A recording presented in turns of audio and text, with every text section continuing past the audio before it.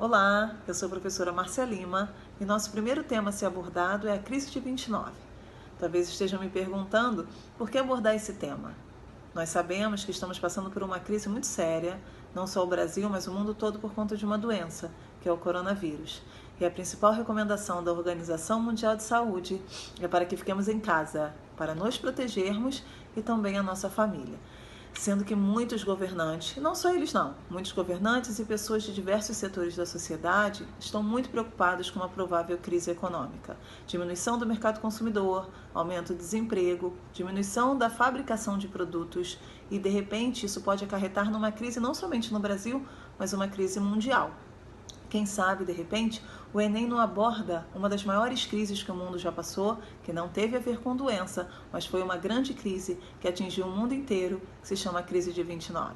Vamos começar esse assunto? E para começarmos a falar sobre a crise de 29, precisamos lembrar um pouquinho do final da Primeira Guerra e suas consequências. Na verdade, o que é importante para a gente, já que estamos falando de Estados Unidos, é que a Inglaterra deixa de ser a maior potência do mundo para ser os Estados Unidos. Ele se torna o grande credor mundial e o grande exportador. Aproximadamente 50% de todas as exportações do mundo saíam dos Estados Unidos. Mas essa não foi a única, não. A subida dos Estados Unidos, a hegemonia dos Estados Unidos em termos econômicos. Nós temos 10 milhões de mortos e feridos aproximadamente, temos o fim dos grandes impérios, Império Austríaco, Turco, Otomano, Império Russo, temos o surgimento de novos países dentro da Europa, Iugoslávia, Polônia, Tchecoslováquia, Estônia, dentre outros. Temos a Alemanha como grande culpada e causadora por conta do Tratado de Versalhes. Essa é uma das cláusulas, dentre tantas, que fizeram com que a Alemanha se enfraquecesse economicamente. Mas vamos para os Estados Unidos, que é o nosso foco. Então, os Estados Unidos, a gente já sabe que é um grande credor e um grande exportador. Não só de produtos industrializados, não. Com a mecanização dos campos dentro dos Estados Unidos, houve um crescimento da exportação agrícola em exponencial, tá? Muito grande. E dentro dos Estados Unidos, o clima de euforia era tão grande que a gente chama de American Way of Life, o estilo americano de vida caracterizado pelo consumo. Consumir acabou virando sinônimo de ser feliz. E aí o que vai acontecer? Dentro da Europa, arrasada, né, com a Primeira Guerra Mundial, vai começar a comprar produtos e a pegar dinheiro, emprestado, né?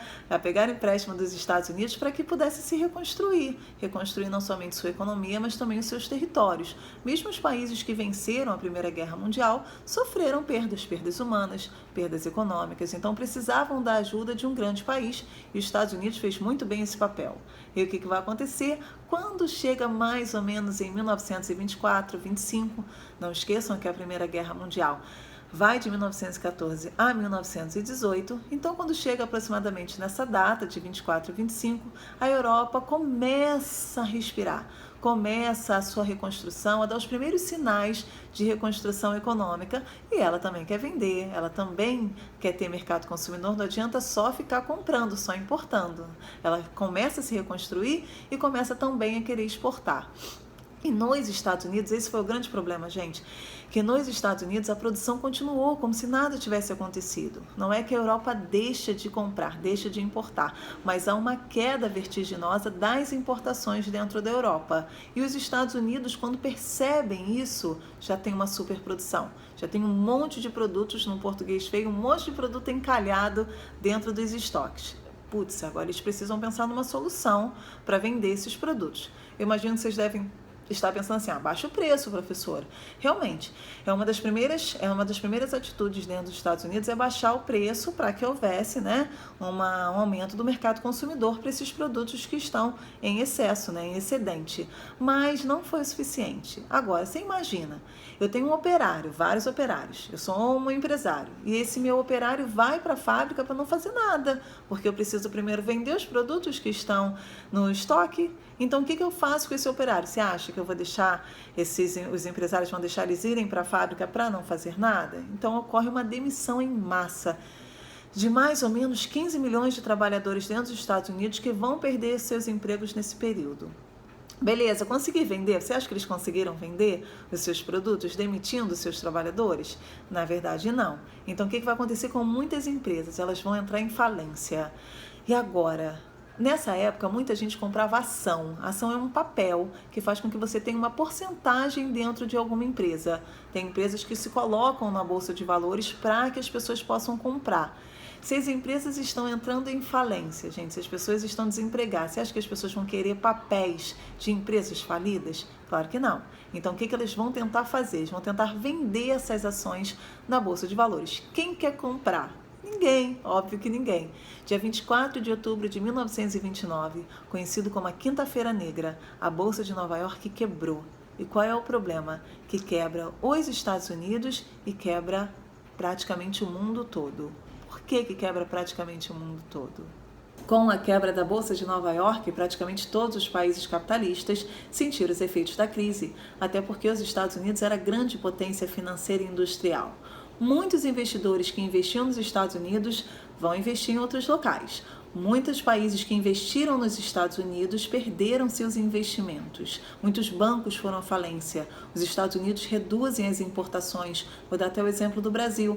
Ele era o nosso maior comprador de café e dentro desse período de crise, esse não é o principal produto para se importar, até porque a ideia é diminuir a importação e aumentar a exportação.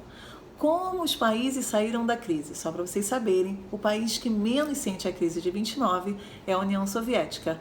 Em 1917, nem se chamava União Soviética ainda, se chamava Rússia, fez uma revolução socialista e acabou sendo isolado pelos países capitalistas. Então não sentiu tanto os efeitos, porque não haviam grandes investimentos dos países capitalistas, nem dos Estados Unidos e vice-versa.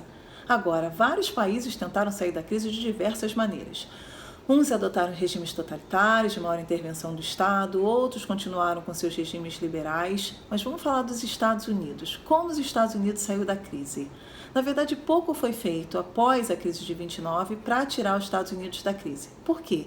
Porque existia uma economia liberal, então não havia grande intervenção do Estado e as empresas privadas não tinham como investir porque estavam quebradas. Isso começa a mudar em 1933. Quando um presidente chamado Franklin Delano Roosevelt assume o poder e, inspirado nos ideais de um economista chamado John Keynes, começa uma transformação para tentar tirar os Estados Unidos dessa crise num plano chamado New Deal, que quer dizer novo plano, com várias medidas intervencionistas. Acabei de comentar com vocês que, na verdade, como essas empresas privadas não conseguiam investir porque estavam quebradas, o Roosevelt acabou fazendo o papel do Estado interventor para melhorar a economia dentro dos Estados Unidos. E são várias medidas que se criam.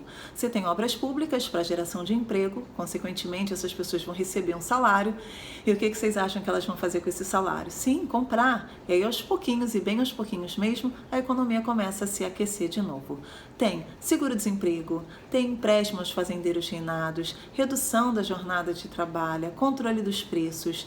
Aos pouquinhos, os Estados Unidos vai começar a sentir os efeitos de uma melhora econômica. Gente, isso é muito devagar.